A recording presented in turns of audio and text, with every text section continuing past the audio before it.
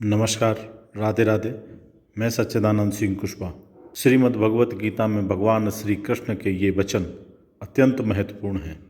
यज्ञ, दान और तप रूप कर्म किसी भी स्थिति में त्यागने योग्य नहीं हैं, अपितु कर्तव्य रूप में इन्हें अवश्य करना चाहिए। शास्त्रों में तप के अंतर्गत व्रतों की महिमा बताई गई है। सामान्यतः व्रतों में सर्वोपरि एकादशी व्रत कहा गया है। ऐसी शुभ एकादशी की आप सभी को बहुत बहुत बधाई एवं हार्दिक शुभकामनाएं। अब आप सभी बैसाख मास कृष्ण पक्ष की वरुथनी एकादशी का महात्मा भगवान श्री हरि विष्णु के चरणों में ध्यान लगाकर सुने। बैसाख मास कृष्ण पक्ष की वरुथनी एकादशी की कथा के अनुसार युधिष्ठिर ने पूछा, वासुदेव आपको नमस्कार है। बैसाख मास के कृष्ण पक्ष में किस नाम की एकादशी होती है, उसकी महिमा बताइए। भगवान श्री कृष्ण बोले, राजन, बैसाख कृष्ण पक्ष की एकादशी वरुथनी के नाम से प्रसिद्ध है। यह इस लोक और परलोक में भी सौभाग्य प्रदान करने वाली है। वरुथनी के व्रत से ही सदा सौख्य का लाभ और पाप की हानि होती है। यह समस्त लोकों को भोग और मोक्ष प्रदान करने वाली है। वरुथनी के ही व्रत से मानधाता तथा धुंधुमार आदि अन्य अनेक राजा स्वर्गलोक को प्राप्त हुए हैं। जो 10,000 वर्षों तक तपस्या करता है, उसके समान ही फल वरुथनी के व्रत से भी मनुष्य प्राप्त कर लेता है। नृपश्रेष्ठ, घोड़े के दान से हाथी का दान श्रेष्ठ है। भूमि दान उससे भी बड़ा है। भूमि दान से भी अधिक महत्व तिल दान का है।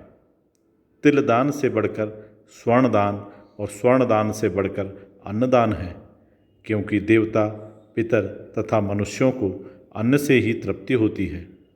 विद्वान पुरुषों ने कन्यादान को भी अन्नदान के ही समान बताया है। कन्यादान के तुल्य ही धेनु का दान है। यह साक्षात भगवान का कथन है। ऊपर बताए हुए सब दानों से बड़ा विद्यादान है। मनुष्य वरुथनी एकादशी का व्रत करके विद्या दान का भी फल प्राप्त कर लेता है। जो लोग पाप से मोहित होकर कन्या के धन से जीविका चलाते हैं, वे पुण्य का क्षय होने पर यातनामय नरक में जाते हैं।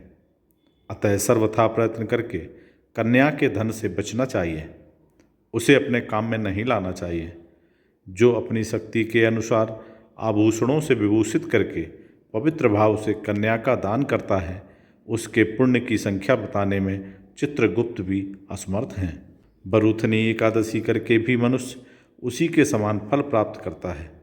व्रत करने वाला वैष्णव पुरुष दसवीं तिथि को कांस, उड़द, मसूर, चना, कोदो, साग, मधु, दूसरे का अन्न, 2 बार भोजन तथा मैथुन, इन 10 वस्तुओं का परित्याग कर दे। एकादशी को जुआ खेलना, नींद लेना, पान खाना, दातुन करना, दूसरे की निंदा करना, चुगली खाना, चोरी, हिंसा, मैथुन, क्रोध तथा असत्य भाषण, इन 11 बातों को त्याग दे।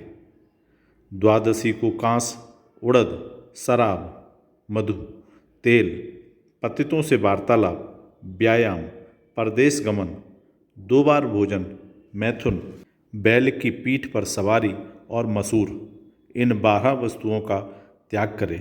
राजन, इस विधि से वरुथनी एकादशी की जाती है।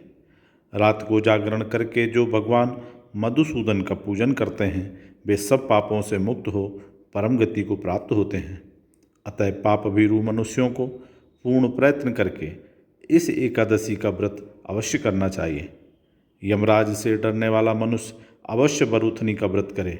राजन, इसके पढ़ने और सुनने से सहस्त्र गोदान का फल मिलता है और मनुष्य सब पापों से मुक्त होकर विष्णु लोक में प्रतिष्ठित होता है।